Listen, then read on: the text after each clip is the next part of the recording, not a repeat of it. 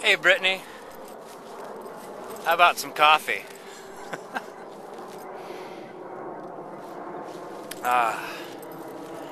Trying to get to the Columbia or the Sandy River, and the river's so high right now that it's kind of devoid of beaches. So I know a kind of elbow in the river over here, so Keela and I are heading that way, and I thought I'd have coffee with you while I still had coffee.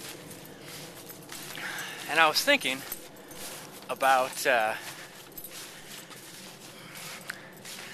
personality and how it's shaped, and about quote unquote the right way to do things. And I thought I'd talk to you about it. Oh, and thanks for my birthday message, by the way. That was so awesome. That was so kind of you and kind of everyone else to wish me well for my birthday and have such kind messages. One of my friends said, "You don't normally see that kind of stuff except at your funeral, and then you don't get to see it." Oh, I'm afraid this might be a long one. And sorry for the walking and the bumping. You might just not have to watch it and just listen to it, or it'll just make you motion sick. So, I kept encountering in my, pretty much, let's say in my 20s, because in my 20s is when, actually, late 20s, early 30s, when I started really encountering the most interactions with human beings that I've ever had in my life. I'm kind of a person that keeps to himself for the most part. And then I got into a career early on that didn't involve interacting with very many people. So when I finally got thrown into the big pool of humanity, I found it so odd that the way I did things, and here's what I see, how I do things. I try to do what's right. Not what's easiest or best for me, but, right.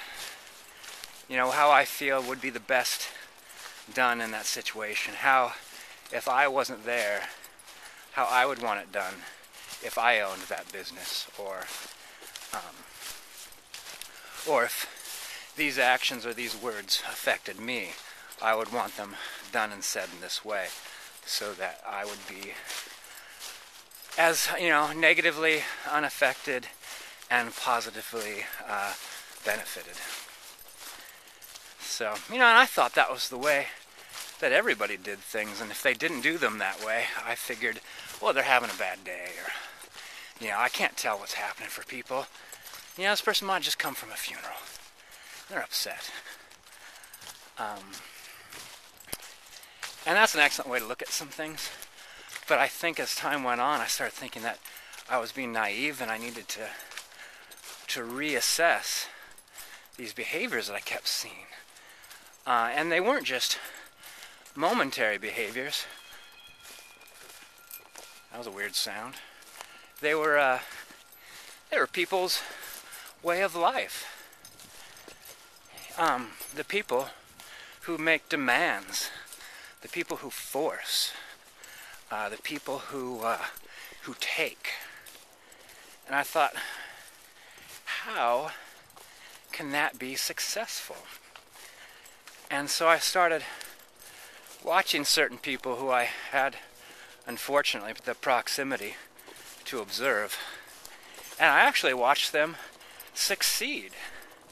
These people were able to make people do things, and to take things from others, and to take, like when you lay out, 12 donuts for you and your 11 coworkers, And there's just this natural assumption, I would assume naturally.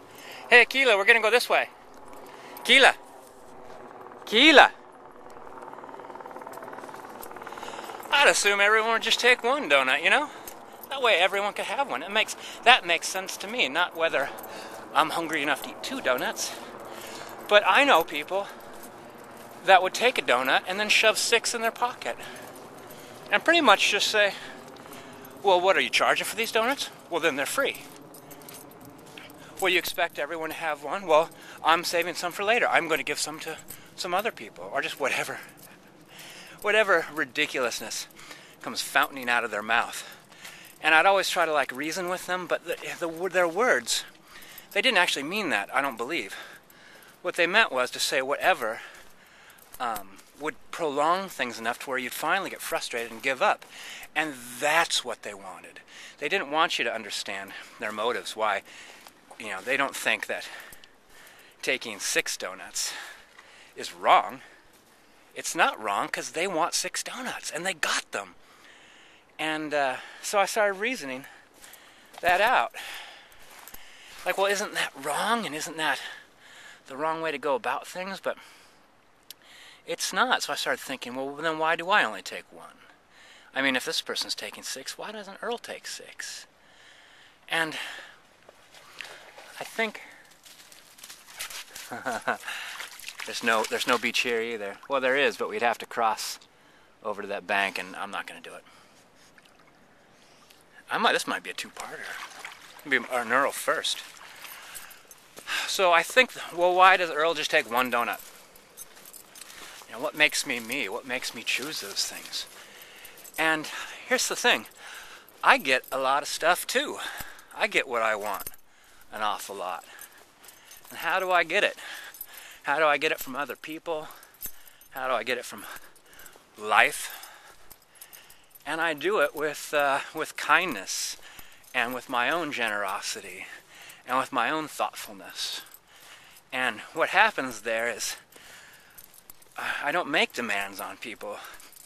What happens is somebody walks up to me and says, hey, I appreciated you bringing in donuts last week, and we cooked a bunch of cookies at my house, and I saved you a dozen. And they hand me a sack of cookies. And I felt awesome. I felt grateful, and I felt thought of, and I felt loved. Cookies need love, too. And so I realized they're not doing things the wrong way. By obnoxiously ordering someone to do something for them, by taking more cookies, or more donuts, I mean, than they should. You know, there I go, should. I'm trying to put my own morals and ethics on them. They really are doing things the right way. They're getting what they want, and that's what I'm doing. I just do it, let's get rid of my keys. Jingling is driving me nuts. Do you know what I mean? That sounds like I'm trying to justify obnoxious behavior, but the obnoxious behavior, it seems to me, justifies itself. If it doesn't need justification because it works. Hey, Keela, down here. Down here, buddy. Oh. So, I think that's the realization that I've come to at the moment. I might be wrong. But when I look at actions as a way to understand the truth of things, that's what I observe. This person's actions bring about success. And they might bring about more success than I'll ever attain. Or I may attain success far beyond their reach, far beyond the reach of what demands and covetous, jealous, self-involved, selfish behavior could attain. I like to think that's true. You know, and then I'm on my pinnacle of goodness, feeling smug, looking down on these evil donut stealers. But they're not evil. I mean, it's so weird. Professor Anton talks about where people get their justifications and their self-esteem. Just fascinating to me in that someone could do something terrible to someone else. You know, they could arrange for them to have a lot of trouble at work right at a time when promotions are coming up, and then get a promotion over somebody that maybe deserves it more, let's say. And they'll feel great, and they won. They got what they were looking for. And so I would think that was a terrible way to behave, and I'd feel terrible about myself. But that's because I go about things differently. So they undercut and thrash someone else's career, and they profit by it, and they feel like a good person, a good worker. I mean, what are you working for? You're working for a paycheck. Now my paycheck's bigger. That makes me a better worker. Maybe even not better for the company, because they're not concerned really with the company. They're concerned with themselves. Well, that was an awful lot of talking, and I'm not sure that I came to a conclusion other than these are some observations that I've been mulling over in my head. And I think if I'm not right, I think I must be close to something. Hopefully not close to being completely wrong. So Brittany, my thoughts to you. I'm interested what you feel on the topic. And I will see you in the tubes. All right. Peace out.